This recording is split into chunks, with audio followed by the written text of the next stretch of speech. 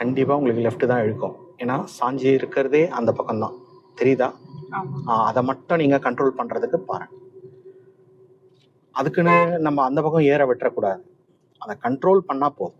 Speed இருக்கட்டும், சரியாக தான் இருக்கு. ஸ்பீடு இன்னும் கொஞ்சம் கொடுங்க. சரியான வேகம், அப்படியே பேலன்ஸ் பண்ணுங்க. பர்ஃபெக்ட்.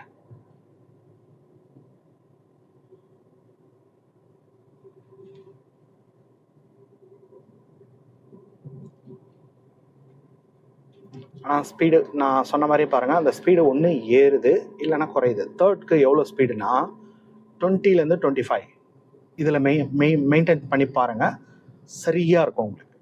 நான் சொல்லவே தேவையில்லை குறைங்க அதிகப்படுத்துங்கன்னு நான் சொல்லவே தேவையில்லை, உங்களுக்கே அது புரிஞ்சிடும்.